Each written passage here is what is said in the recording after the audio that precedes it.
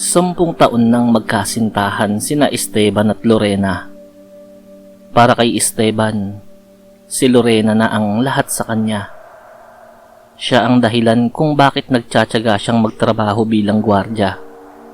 Nagbibilang ng mga oras na puyat sa kakalakad at pagroronda. Ngunit sa kabila ng haba ng kanilang relasyon, may mga bagay na hindi maibigay si Lorena. Ayaw nitong magpakasal.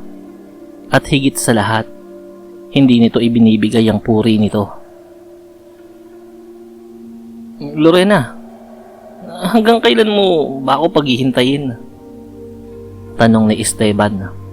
Isang gabi habang magkahawak sila ng kamay. Hanggang hindi pa ako handa, sagot ni Lorena. 10 taon na, Lorena 10 taon na kitang hinihintay. Kung mahal mo ako, maghihintay ka pa. Sumikip ang dibdib ni Esteban. Mahal niya ang babae. Wala siyang magawa kundi umusal ng dasal na sana balang araw magbago ang isip nito. Magpakasal sa kanya at magkabembangan na. Isang hapon, dumating si Lorena sa bahay ni Esteban. Umiiyak. Esteban, kailangan ko ng tulong mo. Si nanay may sakit. Kailangang operahan. Kailangan ko ng 200,000. Nanginginig ang mga kamay ni Esteban. Gwardiya lang siya. Wala siyang ipon. Habang nakaupo siya sa dilim ng kanyang barracks, kinagabihan, biglang sumagi sa isip niya ang alok ng dati niyang kasamahan. Kung gusto mong umasenso, Esteban, sumama ka sa grupo namin. 250,000 ang paunang bayad. Paunang bayad pa lang yun Iba pa yung mga misyon na ibibigay sa'yo. Hindi niya noon tinanggap. Pero ngayong desperado siya, wala siyang ibang nakikitang paraan. Kinabukasan, pumunta si Esteban sa tinutukoy na lugar ng dati niyang kasamahan. Isang abandonadong bodega sa labas ng syudad. Sa loob, sinalubong siya ng 5 lalaki at 1 babae na pawang may kakaibang aura. Maitim ang kanilang mga mata, mahahaba ang mga kuko, at tila may alingasaw ng bulok na daga sa paligid. Handa ka na ba, Esteban? Tanong ng leader, si Mang Efrain. Wala po akong ibang pagpipilian Mula ngayon, hindi ka na magiging tao. Gagawin ka naming aswang.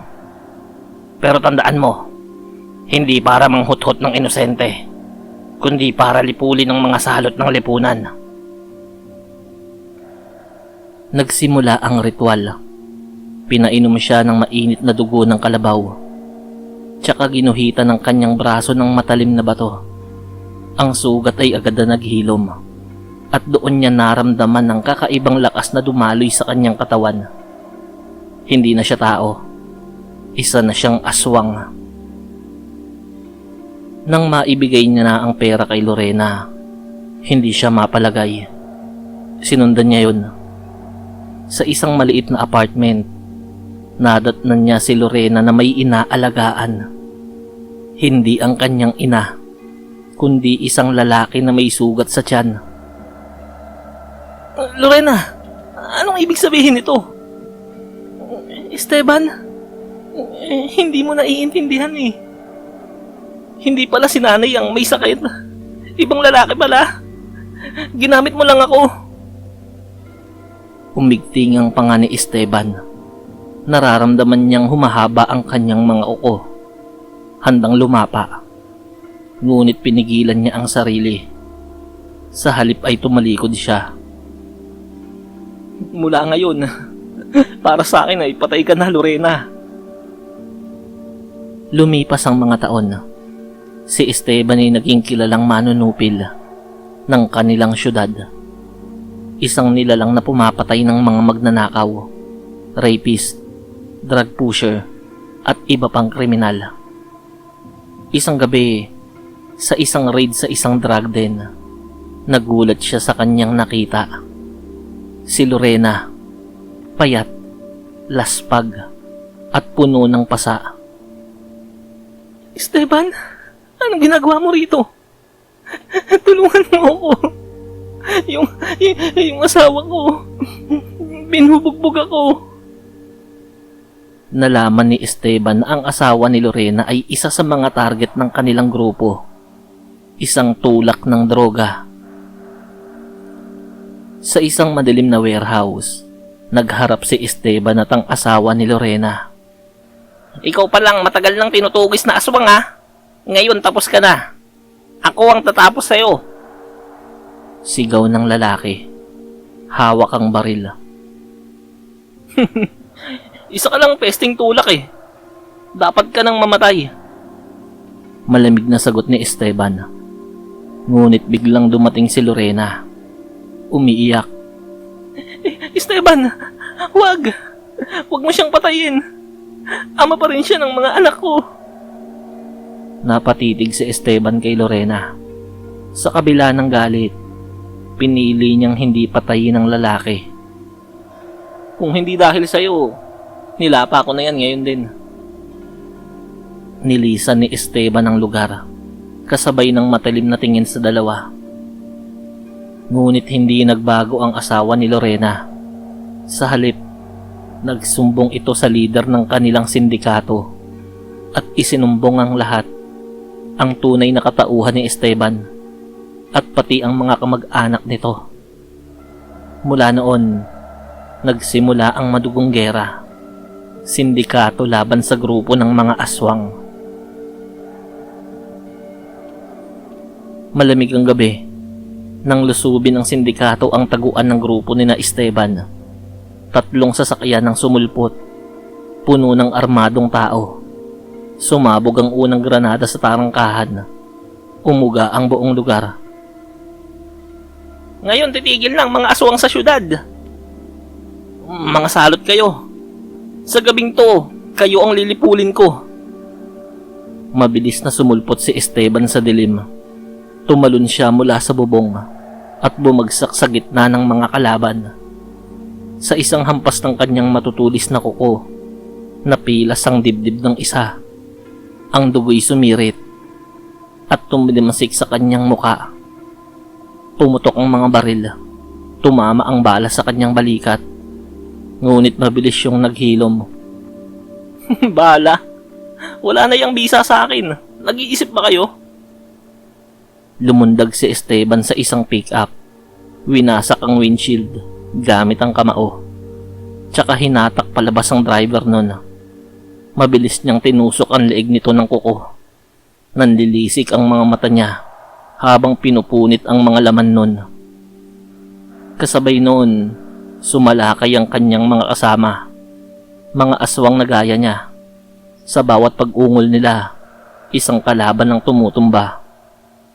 Ngunit malakas din ang sindikato. Nakapwesto sa bubong ang mga sniper.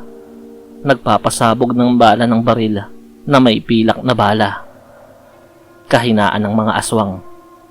Tinamaan ang isang kasamahan ni Esteban sa ulo at bumagsak itong wala ng buhay sa lupa. Patayin yung mga halimaw na yan. Wala nang makakapigil sa negosyo natin. Sigaw ng leader ng sindikato. Halimaw? Mas halimaw kayo eh. Inaabuso nyo ang mga mahihina at walang laban. At ako ang magpapatahimik sa inyo. Nagmistulang impyerno ang paligid. Apoy, usok, at sigaw ng mga tao. Ang isang tauhan ng sindikato ay may dalang machete. Tumalon siya kay Esteban at sumigaw. Mamatay ka na, aswang! Hindi ako ang mamamatay ngayong gabi. Sigurado yan. Sinangga ni Esteban ng machete gamit ang braso nito. Naputol ang bakal sa tigas ng kanyang balat. Sa isang mabilis na galaw, hinablot niya ang ulo ng lalaki at binali ang leeg nito na parang manok. Isa pang kalaban ang sumugod na may dalang shotgun. Binira siya sa dibdib. Tumilapon si Esteban, pero agad na bumangon. Nilapitan niya yun ng mabilis. Hinawakan sa baril, tsaka iniikot. Nagkaroon ng isang putok at ang mismong may hawak ang tinamaan sa muka. Sa gitna ng kaguluhan, lumabas ang tunay na target ni Esteban, ang asawa ni Lorena. Armado ito ng M16 at may kasamang mga tauhan. Esteban, matagal na kitang inaabangan eh. Halika rito kung kaya mo ko. 10 taon kang nagpakasasa sa pinaghirapan ng iba. Ngayon, ipapalamon na kita sa lupa. Nagpaulan ng bala ang lalaki. Sumabog ang mga drum ng gasolina. Nagliyab ang paligid. Nagsigawan ng mga kalaban at nagtakbuhan. Ngunit nanatiling nakatayo si Esteban. Nakangisi.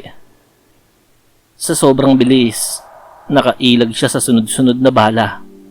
Sa ikatlong putok, lumundag siya pataas at lumapag sa harap mismo ng kanyang kalaban. Hindi ka tao! Hindi ka tao! Tama ka. Hindi ako tao.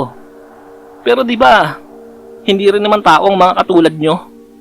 Nagpapalaganap kayo ng pinagbabawal na gamot sa syudad. Gumagawa kayo ng mga masasama. Hinawakan niya ang baril. Pinilipit at nabali ang bakal. Tumalo ng asawa ni Lorena at sinubukan siyang suntukin. Pero sinalubong siya ni Esteban ng matulis na kuko sa tagiliran. Napangiwi yun sa sakit. Pero nakapagsaksak ng patalim sa balikat ni Esteban. Mamamatay ka rin, hayop! Ako ang hayop? Sigurado ka? Hindi. Maling-mali ka ng sinasabihan mong hayop. Kayo ang mga hayop. Hinugot ni Esteban ang patalim mula sa kanyang balikat. Saka ito itinuhog sa leeg ng lalaki. Ngunit hindi pa tapos. Sa huling puwersa nito, sinuntok siya sa muka at pareho silang bumagsak sa sahig. Nanginginig sa sobrang takot ang asawa ni Lorena. Pilit pang tumatawa kahit alam nitong anumang oras ay maaari ng kitlin ni Esteban ang buhay niya. Lorena! Lorena, tulungan mo ako! Dumating si Lorena. Umiiyak. Yumakap sa asawa. Esteban! Huwag, Esteban! Huwag mo siyang tapusin. Patawarin mo na lang sana kami. Patawarin? 10 taon nang nakalipas. Hinayaan kitang magpasya kahit ikamatay ko ang sobrang sakit na nararamdaman ko. Ngayon, ako naman ang magpapasya. At hindi niya magugustuhan. Tumayo si Esteban. Inangat ang kanyang kamay na may mahahabang kuko. At sa isang mabilis na hagupit, tumagos yun sa dibdib ng lalaki. Niluray niya ang puso nito habang nakatingin kay Lorena.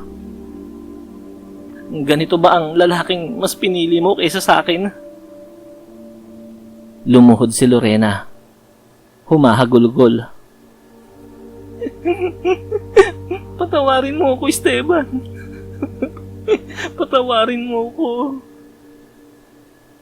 Hindi ko kailangan ng paghingi mo ng tawad. Iniwan niya ang mag-asawa sa nagliliyab na bodega, habang ang bangkay ng asawa ni Lorena ay nakahandusay sa sahig. Lumabas si Esteban sa bodega, duguan ngunit matatag. Ang apoy mula sa bodega ay sumasalamin sa kanyang mga mata. Mula ng gabing yon, wala ng sindikato ang manggugulo sa syudad. At wala na rin siyang pusong tumitibok para kay Lorena. Kung halimaw ang tingin nila sa akin, tatanggapin ko.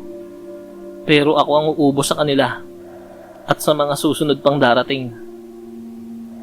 At sa dilim ng syudad, naglaho si Esteban. Isang aswang na sumusupil ng mga iligal para sa katahimikan.